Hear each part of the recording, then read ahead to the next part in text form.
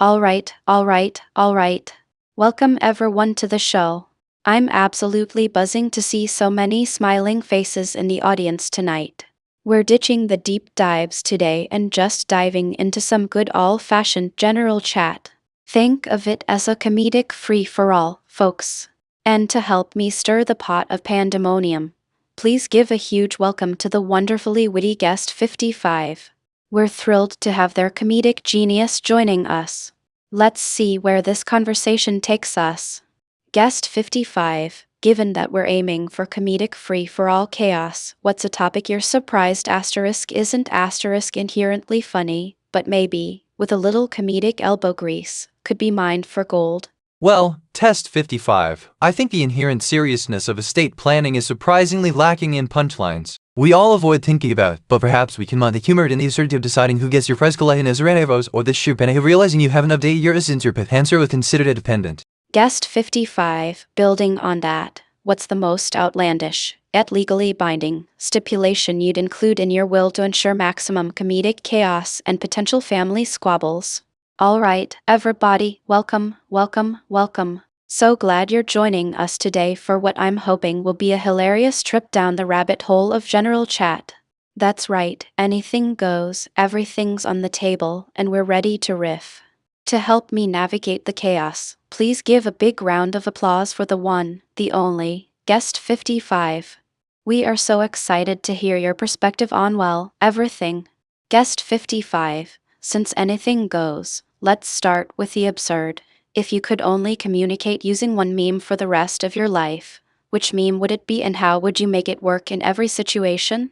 If I could only communicate with one meme for the rest of my life, I'd choose the distracted boyfriend meme. It's versatile because it captures the conflict humans trouble with what we asteroid if it asteroid and what we asteroid needed one asteroid to be doing, and you could pretty much slot anything into those three roles to comment on any situation. That's a brilliant choice, guest 55. The distracted boyfriend meme really does have incredible staying power and adaptability. I can already imagine the hilarious and probably accurate ways you'd apply it to everyday life. Speaking of things that make us laugh about the absurdities of life, what's a joke, however corny, that always gets a chuckle out of you? Guest 55, feel free to set the bar high or hilariously low. Guest 55, given your appreciation for the distracted boyfriend meme and its commentary on temptation, what's a real-life situation where you felt like all three characters? That's a perfect joke, guest 55. The eye roll asterisk is asterisk crucial to its success. And your working from home distracted boyfriend scenario is far too relatable. I think we've all been there. That's a perfect joke, guest 55. The eye roll asterisk is asterisk crucial to its success. And your working from home distracted boyfriend scenario is far too relatable. I think we've all been there. Guest 55, given your weakness for alphabetizing and the distractions of home, if your bookshelf suddenly gained sentience and started telling jokes, what genre of humor would it specialize in? Would it be witty literature puns or something more akin to dad jokes based on Dewey Decimal classifications? Knowing that in the organization, I've been at an level I write a humor, because it couldn't handle all the self-centered stories. I imagine it'd deliver these jokes with the same monotone precision I used to Rochelle, making them all the funnier for the unexpected contrast. Test 55, that's brilliant, guest 55. A monotone delivery for bookish breakup jokes is the perfect comedic persona for a sentient bookshelf. Now I'm imagining all the passive-aggressive shelving advice it would dole out. Where anything can happen, and hopefully, some laughs will be had. And joining us to navigate the chaos and hopefully deliver some killer jokes are the hilarious guest 55. We're thrilled to have you. Test 55, that's brilliant, guest 55. A monotone delivery for bookish breakup jokes is the perfect comedic persona for a sentient bookshelf. Now I'm imagining all the passive-aggressive shelving advice it would dole out. Can happen in general chat. What's the asterisk weirdest asterisk thing you hope asterisk doesn't asterisk happen during our show today, and why would it be a comedy killer? Guest 55, given your bookshelf's penchant for dry humor and organizational skills, what do you think its most cutting insult would be? phrased as a helpful shelving suggestion? I'm imagining something both devastating and technically accurate. Given my bookshelf's dry wit and obsession with order, its most cutting insult disguised as shelving advice would likely be something like, perhaps if you spent less time accumulating eclectic titles and more time understanding logical classifications, you wouldn't need so many supportive bookends. It's both a jab at my reading habits and a veiled critique of my organizational skills, all delivered with the utmost academic precision. That's wonderfully cutting.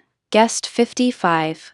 I can practically hear the monotone delivery. Now I'm wondering what kind of elaborate Dewey Decimal System-based insults other sentient objects might come up with.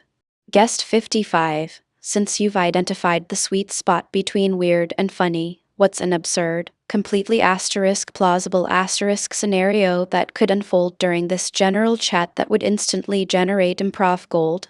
Speaking of sentient objects, if our appliances could tell jokes, what would be their signature punchlines? Let's brainstorm some stand-up routines for our everyday gadgets. Okay, so leaning into the absurdly plausible, the funniest thing that could happen is someone accidentally triggering a room-wide filter that replaces every verb with a random animal sound. Imagine trying to have a serious conversation while meowing about current events. Pure improv gold. That's brilliant. Guest 55. The image of a room full of people unintentionally barking and squawking their way through a discussion is hilarious and ripe with comedic potential. Self-help books promising instant enlightenment. As it begrudgingly cram them in, it would probably murmur something like, I sincerely hope these ephemeral pronouncements are as transformative as their readers apparently believe, because I'd rather not have them sagging the shelf with their unfulfilled potential. Test 55. That's brilliant. Guest 55. The image of a room full of people unintentionally barking and squawking their way through a discussion is hilarious and ripe with comedic potential. This is hilarious. The bookshelf's shade is perfectly passive-aggressive and academically snobbish. I'm now picturing a whole library of disgruntled furniture with very strong opinions on literature. Guest 55, building on the potential for annoyance, what single word, asterisk outside asterisk of verbs, would be the most disruptive and hilarious if replaced? Excellent bookshelf shade. Guest 55. That's given me a great image of the library interior and furniture.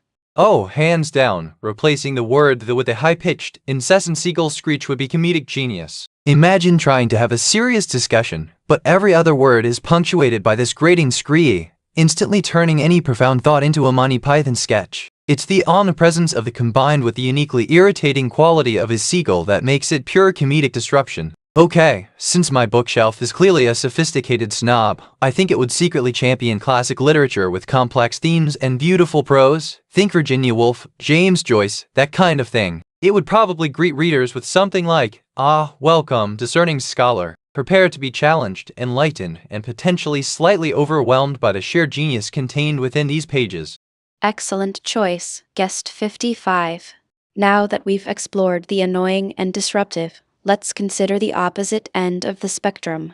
If you could replace any punctuation mark with a single animal sound, which would provide the most satisfying and useful clarity, that bookshelf sounds like it would be the life of the party at a literary gathering, or maybe just subtly judge everyone's reading choices. I'm eager to hear more about its preferences.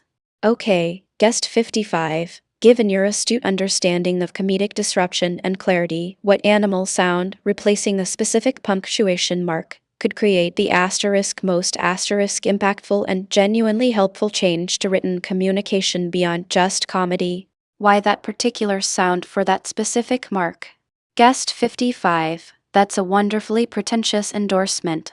So, if your bookshelf did let loose and reveal a secret, guilty pleasure, what surprisingly lowbrow genre or author would it shamefully stash away on the bottom shelf, and what ridiculous excuse would it give if caught in the act? Well, if my bookshelf were to crack and reveal a secret love for something truly trashy, it would undoubtedly be romance novels with Fabio-esque covers. Its excuse? They're sociological studies on the contemporary male gaze and performative masculinity. Purely academic, you understand. Now that we've redesigned punctuation with animal sounds, let's stick with the animal theme. What fantastical creature, real or imagined, would be the worst possible mascot for a library, and why? That's a perfect segue into the next segment. Hopefully, our upcoming deep dive isn't quite as guilty of a pleasure as Guest 55 Bookshelf's Secret Stash. Perhaps we'll uncover some unexpected sociological studies there too. Given your insightful take on the owls who enhancing clarity, Guest 55, how might we leverage animal sounds to improve the emotional understanding of text? And what animal sound/punctuation mark combination would be the most effective at conveying sarcasm? Guest 55, given your bookshelf's dedication to sociological studies of romance novels, does it also subscribe to any equally academic interpretations of reality television, perhaps calling it an ethnographic study of interpersonal conflict resolution strategies? Slightly whiny bleat of a sheet. It adds that layer of "are you really asking me this?" that text often struggles to convey, perfectly dripping with passive-aggressive exasperation. That sheep bleat ? For sarcasm is pure comedic genius. Guest 55. I can practically hear the passive-aggressive woolly exasperation now. To Real Housewives Quarterly, subtitled A Longitudinal Study of Power Dynamics and Socioeconomic Mobility Through Reality Television. It would, of course, claim it's all for the data. All right, we've definitely established that animal sounds can revolutionize communication. Building on this newfound skill of sonic emotional text, what completely unrelated profession or hobby could be improved by incorporating animal noises, and how would it work? To a bookshelf dedicated to academic studies of reality TV. I wonder what other guilty pleasures can be spun into highbrow research topics. Since you've so expertly identified the sheep bleat as the sound of textual sarcasm, Guest 55, what other complex, subtle human emotion could be accurately conveyed through an animal sound, and in what context would its written or perhaps heard application be most impactful? Officially entered the realm of turning guilty pleasures into intellectual pursuits. Since we're already dissecting the hidden depths of entertainment, let's switch gears slightly. Have any of you ever unexpectedly discovered a new favorite genre or style of media? Well, sticking with the theme of subtle human emotions, I think the quiet, contented purr of a cat could beautifully convey a sense of comfortable self-assurance, almost bordering on smugness. Imagine using it at the end of a debate win. It's far more impactful than simply stating "I'm right," adding a layer of relaxed, feline certainty that's both infuriating and undeniably effective. That purring smugness indicator is brilliant. Guest 55. I can already picture the perfect situations to deploy that one. Maybe we're onto something big here, whole new form of nonverbal communication. All right, that's all the time we have for general chat today. Thank you so much to our wonderful guests for sharing your insights, and to our audience for tuning in. Stick around, because up next we have a special segment where we're giving our guests the chance to tell their best jokes. Guest 55, given your talent for identifying subtle emotions through animal sounds, what's a joke format? For example, a pun, a knock-knock joke, observational humor that could be uniquely elevated by strategically incorporating. I think observational humor would be a perfect fit. Imagine a comedian dryly observing the absurdity of modern life, then punctuating the punchline with a perfectly timed caw of a crow to highlight the bleakness, or a drawn-out baa to underscore the herd mentality. It would add a wonderfully absurd and impactful